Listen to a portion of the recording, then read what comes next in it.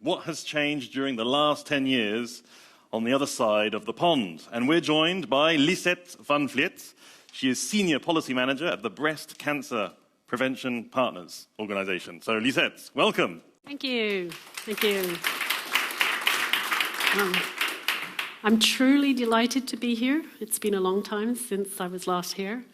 And I think I came to the first one in 2013, so I have some back history. So I'm with the Breast Cancer Prevention Partners. We're a national organization in the US working on the toxic chemicals that are being scientifically proven to be linked with breast cancer. And that is why we care. Women nowadays in the US, and I believe also in Europe, have a 1 in 8 chance of getting a breast cancer diagnosis within their lifetime. It's the #1 leading cause of cancer globally for women, or the #1 cancer for women globally, and it's the #1 cause of cancer-related deaths for women. We get about 290,000 cases every year, and we get a fair amount of deaths still. So even though mortality has been reduced, it can still lead to death. And it's not just for women, it's also for men. There is a definitive body of evidence, and we know these chemicals are out there, and they're in our everyday environments. So I'm just very going to quickly fly through a few areas. I was asked to say what's changed in the last 10 years, and the US is big, and there's lots of layers, just like the EU. And it will be brief, because I have less than 10 minutes now. Okay. The federal arena. We have a number of different institutions at the federal arena, and by and large, the figment is that our system of food safety is very good. Most recently, you may have heard about the scandal of baby food contamination. That's torn that figment well down. But we still have the problem of our beloved FDA. We call them the FD-lay, because it takes them so long to do anything. And in short, they're asleep at the wheel. I used to work in the EU. I used to love to hate the European Commission. And let me tell you, that's nothing in comparison to the FDA. Companies decide in secret about chemicals that they want to put on the market. The FDA actually ignores addressing any cumulative effect of chemicals that are in the diet. There's no systematic reassessment of past decisions. And actually, I should stop talking here, because Maricel's going to get into that this afternoon. But I will say that they have a petition process where NGOs and others, industry, can petition the FDA to change their policy and their practice. And we've put in numerous petitions, and most of them have languished for years. We actually have to sue the FDA to get an answer. And then they usually just turn around and say no anyway. Okay, so not much change in the last 10 years on the FDA scene. We have Congress. Congress has gotten, at least over the last 5 years, more and more fed up with the situation. They see the writing on the wall, the consumer worry, the problems, and in the last year and a half, they have put up a number of bills. There's 3 specifically on particular chemicals, heavy metals, phthalates, and PFAS, of course. But they're also now moving to structural reform bills. There's one to reform the generally recognized as safe system. There's another one that's trying to establish a system of regular chemical reassessment, and that's the Senate version.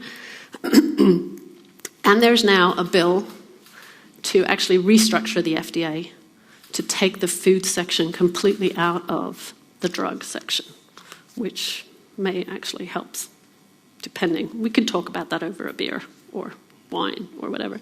They're also peppering the FDA and the White House with a bunch of letters, asking questions, boring down. And they also asked for a report from the General Accounting Office, which should come out before Thanksgiving this year. So it'll be very interesting to see what's there. There's more that can be said, but I'm going to move on here. They're just slinging spaghetti at the wall, trying to see what sticks. In the meantime, the individual states, that are halfway awake to this issue are trying their best to protect their populations, and they're moving along different roads. This is an example of what's happening on PFAS in the US. Now, that might not look like much, just a few green states dotted here and there, but that actually accounts for just a little over a quarter of the US population. Maine, our lovely little state over there on the East Coast, with a very small population, actually put up quite a high bar. They put up a ban of phthalates, PFAS, and heavy metals.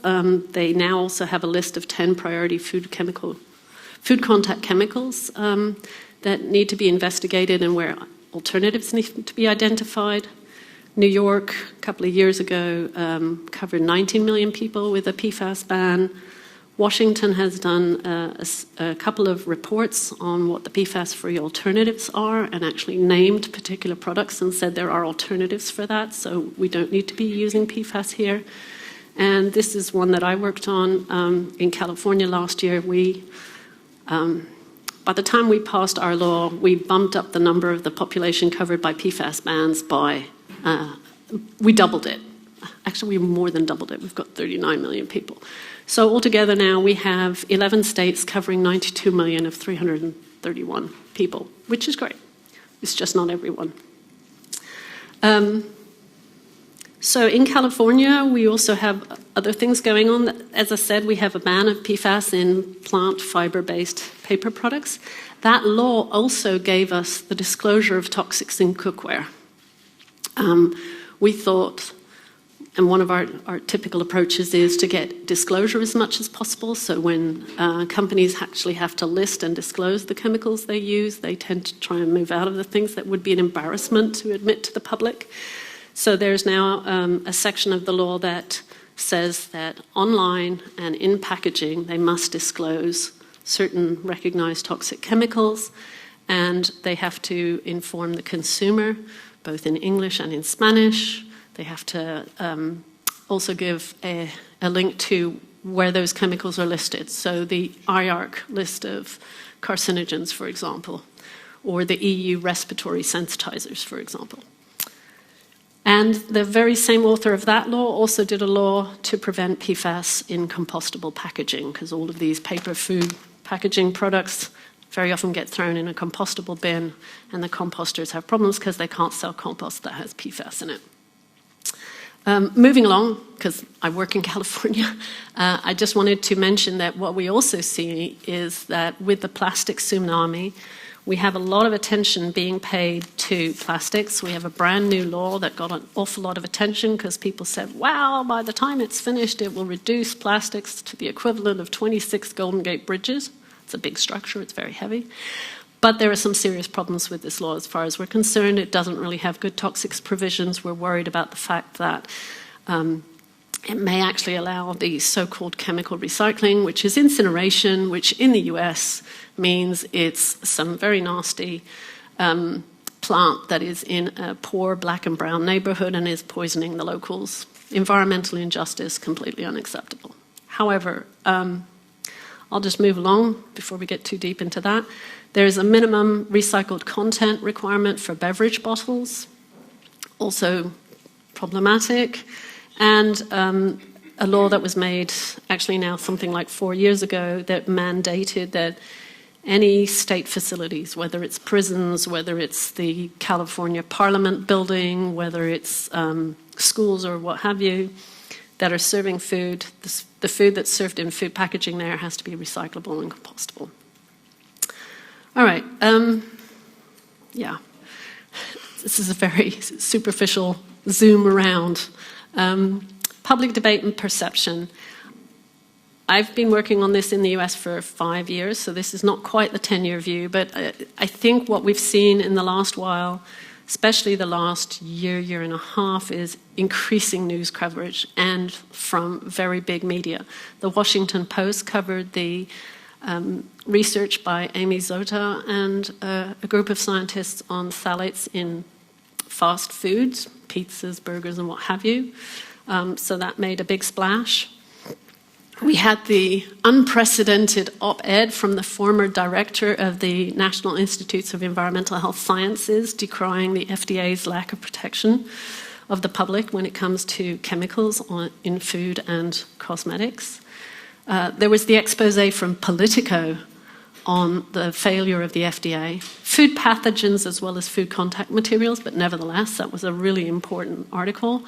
And we also had in publication that I had actually never heard of, but apparently it gets 5 million viewers a month and is connected to Yahoo and MSN, where all these news centers are, of the FDA turning down our petition to ban phthalates and the schlamassel that is. So news coverage is increasing. Of course, consumers are still really concerned, and chemicals are one of their top concerns. And my colleague Tom Neltner, where's Marisol? Marisol works with, there you are. Tom and Marisol work really hard, and every year Tom covers the annual survey of the industry about concerns. And again, this year, chemicals are right up there. So, collective action for change, that's basically what the NGOs are up to, and a few other innovative outfits. There's a lot going on. I can't even begin to cover it. I wanted to just show a few pictures. And I know that Mike Beliveau was here or online a couple of years ago talking about some of these things. I personally just wanted to lift up not only the green screen certified that's the Center for Environmental Health and Clean Production Action is doing, which is very exciting because there's now basically an independent standard that companies can use to get their products up to snuff, and that we can use as NGOs to say state facilities ought to be only accepting food packaging from this certification. I also wanted to lift up the work that we've been doing, Tom, Mike Beliveau, Healthy Babies, Bright Futures, and a number of other NGOs in a toxic-free food campaign. Toxic-free food FDA. We have a hashtag. We must be real. We've got a website, we've got a campaign, and we got about 15,000 letters sent to the FDA and to Congress last year. So, I was going to give you some parting thoughts, but I think actually given how little time I have, I'd probably better just leave it to questions. I'm sure my parting thoughts can't be summarized in about 2 minutes. So I'm very keen on hearing what kinds of things you want me to go into more detail on, or what sort of thoughts you have. And I want to say thank you on behalf of women with cancer who are supporters of our organization, and men who also have breast cancer, and members of our board with whom we work very hard to decrease people's exposures to toxics. Final word, we have 4 million women in the US who are either still in treatment or post-treatment. These people are extremely vulnerable to toxics. So even if just from that point of view, even if it wasn't just the prevention of new people getting breast cancer, just from the 4 million, we have a constituency that really wants toxics out of food packaging and upstream. That's it. Thank you.